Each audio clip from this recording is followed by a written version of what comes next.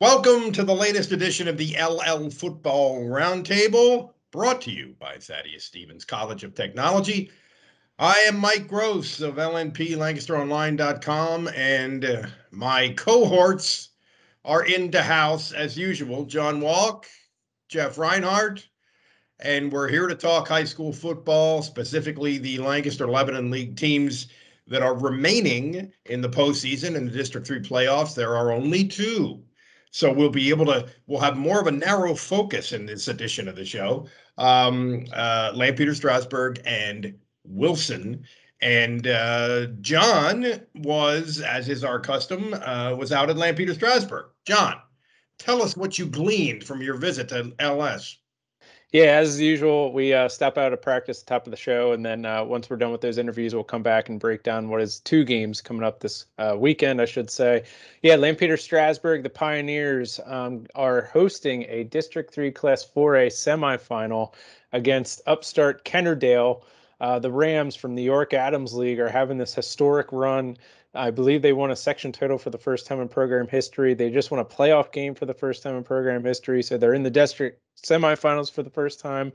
And they're going up against a Lampeter Strasburg program, I should say, that's kind of familiar with this stage, having won the last two District 3 4A crowns, having reached the state semifinals in Class 4A each of the last 2 years. However, as Coach Ridenauer will talk about, the Pioneers came into this year with 17 of the 22 positions, 17 were new starters essentially. So as much as we see LS and say, oh yeah, they're back here again, this is really quite an accomplishment for a group that is relatively new, at least at the start of the season. So with that in mind, we will go out to LS, chat with lineman Evan Sellers and coach Victor Ridenauer about what the Pioneers expect from Kennerdale this Friday, and just a little bit more beyond that as far as how LS has grown as a team from weeks 1 to now week 13. So with that in mind, let's go out to Strasburg. Kind of walk through how this group has grown kind of from week 1 now to week 13. How did it feel kind of coming into August and adding parts now? Do you feel like this group's kind of clicking on all cylinders? I feel like we are. I think at the beginning of the year we started slow in almost every game that we started. It would take us a quarter and a half sometimes to get going, and then lately we've started to be a little more explosive, and I think that's always been there. It's just a matter of reps and getting these kids accustomed to what it was we were trying to accomplish, and they're there right now. Up front, our line's pretty good. They do a good job working together and making the right calls, and they come off the ball with a purpose. So I'm proud of that group up front. Kennerdale coming up this Friday. We're going to the District 3 4A semifinals. First off, kind of going into Friday, your opponent, let's talk about them a little bit. We know Kennerdale has a really good run game, but you've also faced really good run teams so far. So what do you see on tape that kind of stands out about KD in the run game? I mean, just from looking at them, I mean, like it seems like they're like a lot like a Solanco sort of team. They're really tough, gritty, and they can get downhill pretty quick. But it seems like the ball pops out a bit. They're not. It doesn't seem very disciplined, but they're very tough. From what we've seen on film, they're a very gritty team, and they're definitely gonna block to the whistle. Looking at the stats, you guys are just stellar on both sides of the ball. Defensively, if you can, just kind of like peel back the curtain a little bit. What makes this LS defense so, I don't know, kind of like a steel curtain in a sense? It's just like hounds, man. It's like wherever the ball is on the field, all 11 guys are there. It's like no matter where, like what the offense is, no matter how they're playing, no matter what they're running, wing T, veer, any of that, the whole defense like flies around to the football, and it's just the whole defense is 11 guys who want to win. You know what I mean? They're all tough. Some schools get here, like at Kennerdale, it's their first time here, and there's a lot of pressure possibly to live up to, or at least to keep the train rolling. You guys seem like a veteran bunch in a sense. I know, yeah, you have new starters coming into every season, but this is a program now that expects to play here. How much does that help just in terms of an experience factor being on this playoff stage? I think, to be honest with you, it's somewhat new for a lot of our guys too. I don't know if people realize we replaced 17 starters from last year's team. So they've stayed hungry. They've had a focus. There are things that they want to accomplish, and they've worked really hard to get to that point and to put themselves in this position to have a chance to keep going forward. So, but it's going to take a good effort on Friday night. It really will. They're a good opponent. they remind me of us back in 2007 whenever we first got into the playoffs and started to make a run. They have that kind of makeup. They're gritty, they're tough, they're good. They're a good opponent. All right, welcome back from Lampeter Strasburg. All right, gentlemen, let's get into it. Break down these two games involving LL League teams for District 3 playoffs. And since we're out of LS, let's start with that game. District 3 4A. Kennerdale coming off a 28-14 win over Donegal. Lampeter Strasburg still rolling, coming off a 62-13 win over Big Spring. And as Coach Ridenauer and Evan kind of alluded to there, Kennerdale run game very much reminds them of Solanco in a sense. So perhaps this is a matter of the KD run game against a very good Lampeter Strasburg defense that's been good all year. What do we make of this matchup? Yeah, I talked to Kennerdale's coach this morning, Chris Grube, and got a little bit of a sense of their team. He's in his 6th year. They were awful when he got the job. And one of the things he did was get him to buy into the weight room, which is a very familiar thing. That's usually how it works.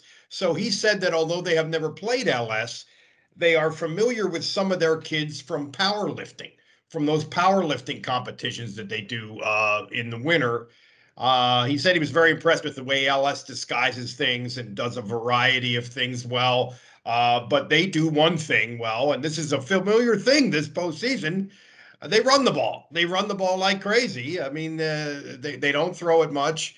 They're a wing T team, which, as you suggested, John, is not going to be something new for LS to discuss. They do have one individual who has really good numbers, a guy named Stephen Lukes, who missed 3 games and still has almost 800 yards rushing, averages like 11 yards a carry.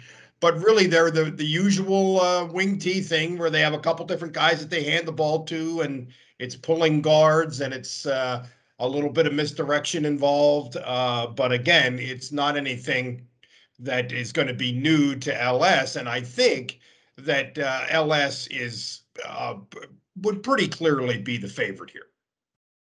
Yeah, you mentioned Kennerdale. When Grube took over his first season on the job, they were 0-10.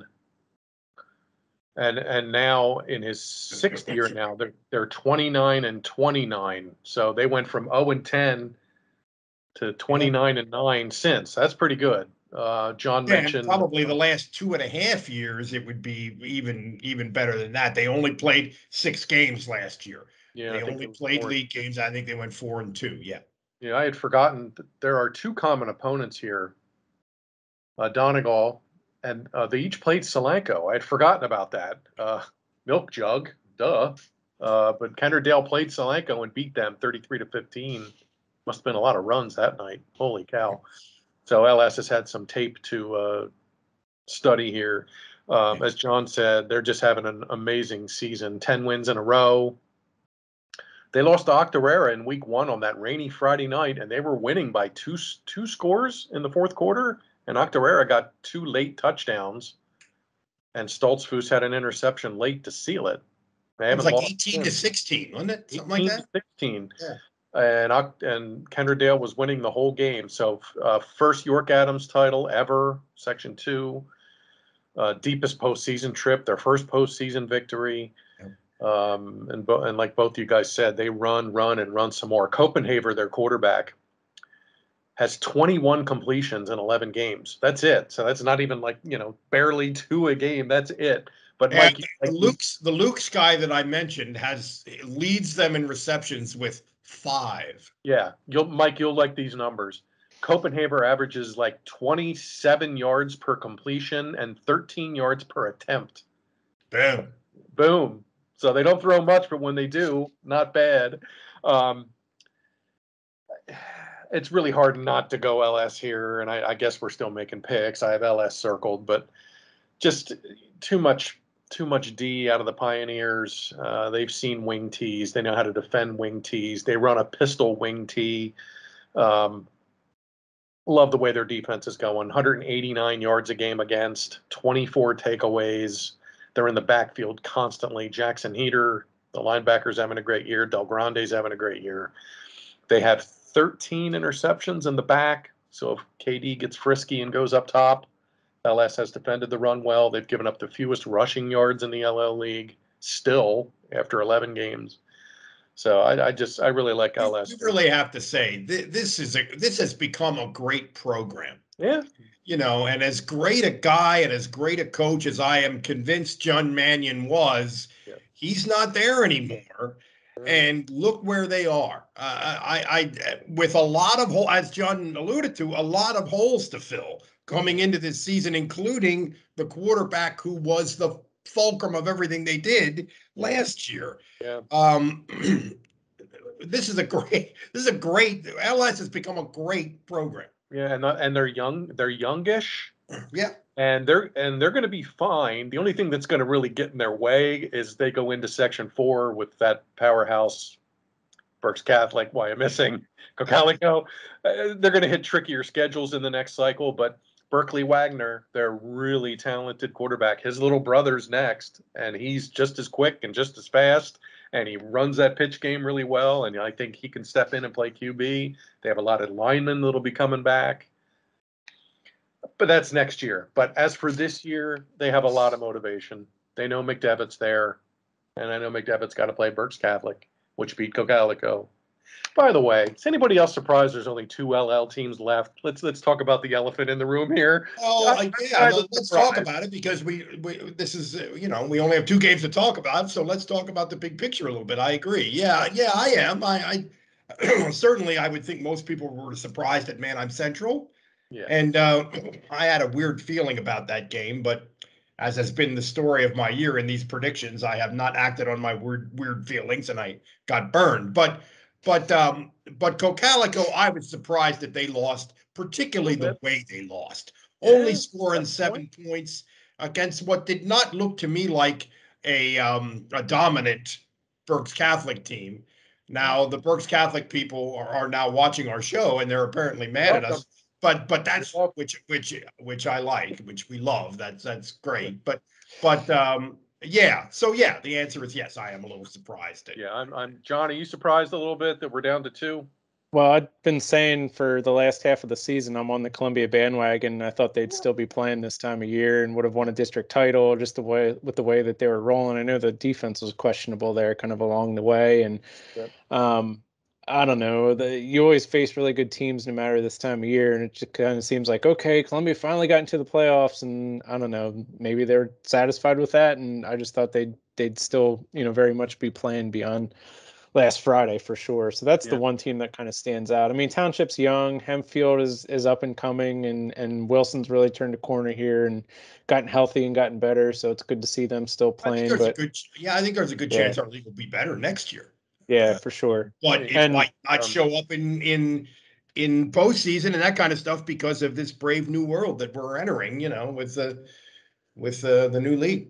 And for what it's worth, I know you said the Berks Catholic people, whatever, maybe you're getting grief from them, but I thought it was funny, me being inside the Governor Mifflin press box last Friday, and as we're watching the Mannheim Central scores, because they're playing Exeter, a Berks League team, and some Governor Mifflin people, I ever hear him saying, well, yeah, you guys talk about Mannheim Central winning all those titles. Well, they didn't win a title this year. They could have won them all last year, but that doesn't mean they're going to win it this year. So there's already some I don't want to say bad blood, but maybe some willingness to prove themselves when they join the LL League next year. So and the other thing about that is our league is joining their league at a time when I don't think Berks football has ever been as good as it is now. Awesome. Certainly not in my memories, not even close. So that's sort of an interesting dynamic there. Yeah. All right, so Mifflin's still playing. Exeter's still playing. Wilson's still playing. Then they're Berks. Wyomissing still playing. I'm sure I'm listening to Mifflin. I mean, yeah. You got them all, but I mean that's a lot. We're down to the district semis at least. So that's a lot. Yeah. So Jeff said he's taking LS. I'm going to take LS. How about you, Mike?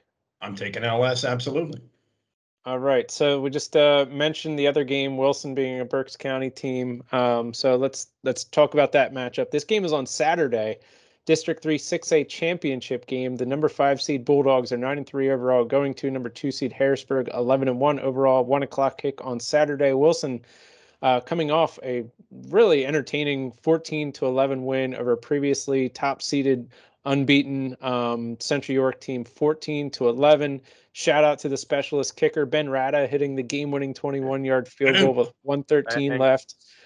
With the game on the line, they came into the night having never attempted a field goal, and the guy hits 2, including the game winner. So kudos to him. Meanwhile, Harrisburg, as far as their District 3 championship appearance, this is their 7th all-time. They're 3-3, having last won in 2018. And Jeff, I'm going to steal this nugget for you because I know you like to say this. This is the second time Wilson and Harrisburg are squaring off in a district championship game. And do you know what year that was? 2012, and Wilson won handily. 39-14. Ding, ding, ding. All right. So I believe, Mike, you saw Harrisburg a couple weeks back. I know we talked about them last. No, I have not seen Harrisburg this year. You haven't seen her. You saw Hempfield. I saw Hempfield the week before they played Harrisburg. Harrisburg has a lot of athletes. They have 2 running backs who kind of split it up a little bit, and they throw it. I think they're a very complete team. I think they played a good schedule. They have that big play potential they had against Hempfield last week. And an 88-yard punt return and an 78-yard touchdown in the first 6 minutes. And after that, it was a fairly even game. But, after that, you're down 14-0. I like Harrisburg here. I think Calvin Everett is a very good coach. It's interesting. He's been the athletic director at Harrisburg for a while. For a long time, Kirk Smallwood, the basketball coach, was the athletic director at Harrisburg, and they were the best program in District 3. And it's funny how now Harrisburg football is kind of ahead of Harrisburg basketball, and the football coach is the AD. Draw whatever lessons you will from that. But I'm very impressed with what Wilson did last week. I mean, to defend that quarterback as well as they did, very impressive. But I favor the Cougars here. 3 common opponents between these teams: Manheim Township, Governor Mifflin, and Hempfield. Both Harrisburg and Wilson beat Township and Hempfield, and they both lost to Governor Mifflin. So they're 2-1 in those 3 games. Wilson had a combined score of 63-77. Harrisburg had a combined score of 65-76. So almost identical. Wow. So take from that what you will. Go ahead, Jeff. Yeah. Mifflin's their only loss, and Harrisburg's won 8 in a row. Explosive team. Wilson's D will be tested here without a doubt. I mean, the Kyle Williams kid lit up Hempfield last week. Oh my, he had a million big plays. I think all of Harrisburg's scores last week were chunk plays, 70 yards, 80-yard kick return. And that's been typical of them over the years. Yes. Oh, yeah. No doubt. And their defense is good. The crux for me is this. Wilson's running game has been really good. Brad Hoffman, the quarterback, and Jaden Jones, the running back, in the last 4 games. Hempfield, Township, York, and Central York. So your 4 district teams, they've combined for 1,256 rushing yards. The 2 of them in 4 games.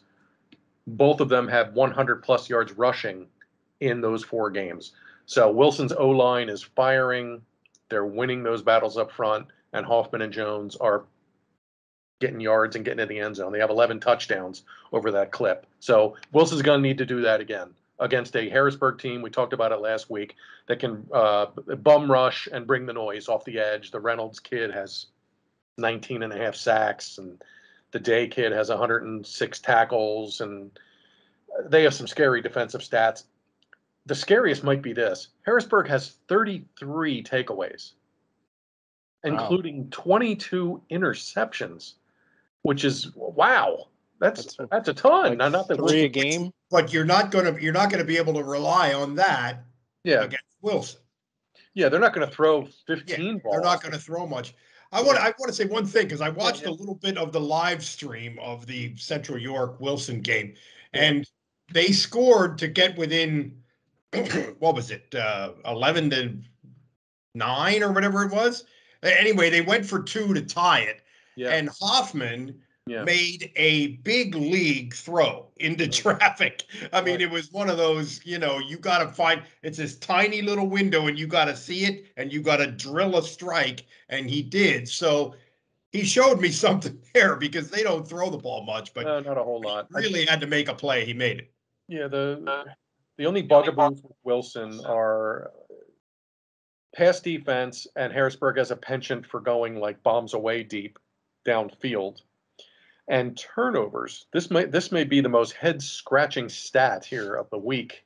Harrisburg has, Wilson has 24 giveaways. Wow. They've lost 24 turnovers, and they're -7 in turnover ratio. Yet they've won 7 in a row. They won Section 1. They beat Central York. They're playing for a district championship, despite -7.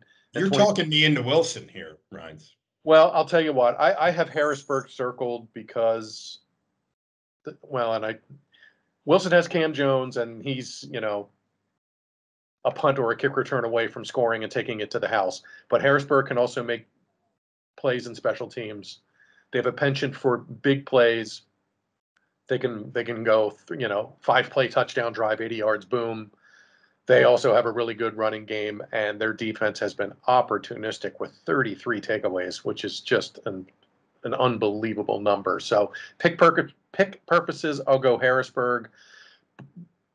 But if the stars align and Jones and Hoffman both rush for 175 and a touchdown, and Wilson is clean and finishes drives, Wilson can definitely win this game. Yeah, I think they can too. I'm picking Harrisburg too. I kind of am with you, but I'm always leery of teams that have gotten accustomed to winning the turnover battle because you can't rely on that, especially this time of year. And also teams that are used to losing the turnover battle, to having a deficit in that area, are a little bit, maybe we underrate teams like that.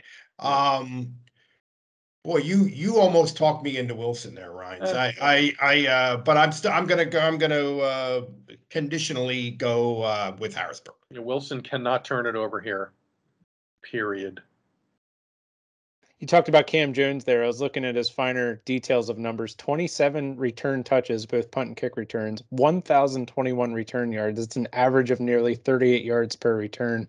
So perhaps that's think about that. That's unbelievable. That's not that's including when you fair catch it. I mean, wow. And Cam he's taking Jones, visits to Penn State. I saw now. Cam Jones, 1,412 all-purpose yards, 27 plus yards per touch, 118 yards per game, 12 touchdowns combined. Wow. He's been unbelievable. And touches. You had mentioned the player on the other side, the Harrisburg DN, Terrell Reynolds, we mentioned last week, set the program record in single season sacks in just his second year playing varsity football. He had 10 tackles. This is against Hempfield last week. He had 10 tackles, 3 tackles for loss, and 1 sack. Now, granted, Wilson, as we said, is not going to be passing the ball as much as Hempfield, but that's a guy that you're going to have to block for the Wilson run game. So perhaps that takes, a couple bodies or a lineman and a fullback, what have you. So just a couple guys matchups to pay attention to there. But if you're going to circle one area and like you're watching the game and you're just looking at one area, Wilson's offensive line. They got to win up front. They got to shed blitzers. They got to block, and they got to give holes for Hoffman and Jones. And if Reynolds and Day and Cummings and all these guys are just bum rushing and getting tackles for losses and strip sacks. I do wonder too, with high school student athletes and teenagers and whatnot, just the shift in the day and the time that they're playing too. Harrisburg's accustomed to it. Wilson this is a whole new routine for them, waking up early Saturday, getting on a bus and getting ready to go at 1:00. So I don't know. A couple of years ago, Harrisburg spent a lot of money on their athletic complex and their football stadium and did not put lights in. They did not. So that's John, why they play on Saturdays. Yeah. Great point, John. Because these teams, they've just played recently, 2018 and 2019, which was not all that long ago. A lot of these kids playing Saturday were in those games. Both were Saturday afternoon. Both were at Harrisburg. Cougars won them both. Yeah, so just a couple factors to pay attention to. But yeah, I'll circle Harrisburg, but I'm not going to be surprised if Wilson comes out on top. So At all. hey, I guess this is the point in the show where I ask where he at, but I know Jeff is still at home, nursing an injury there and playing hurt, playing through pain, and Mike is busy with Penn State, and Rutgers coming to town, and I'll be going to Lampeter Strasburg on Friday, covering that District 3 4A semifinal against Kennerdale, and Jeff's buddy Joel Schreiner is going to be covering Wilson at Harrisburg on Saturday, so follow along for that coverage. That's it, guys. 2 games to talk about. Anything else good for the order here? Everybody always asks. November 30th will be the All-Star release from the coaches, the section by section All-Stars, the Players of the Year, Outstanding Back of the Year, Coaches of the Year. November 30th, which is a Tuesday. Keep an eye out for that. The Lebanon County coaches released their All-Star team last week. That's on Lancaster Online if you want to check that out. But November 30th. I didn't even know they did that anymore. I was in on that 100 years ago when I worked at Lebanon, and I didn't know that still existed. Yeah. Yeah, the coaches pick them. That came out last week. That's on Lancaster Online. And the full LL All-Star lists will be Tuesday, November 30th. Stay tuned. Awesome. Rock and roll. All right. For Jeff Reinhardt, Mike Gross, I'm John Walk. This has been week 13 of the LL Football Roundtable, sponsored by Thaddeus Stevens College of Technology. Hopefully, we'll catch you next week. Thanks for watching.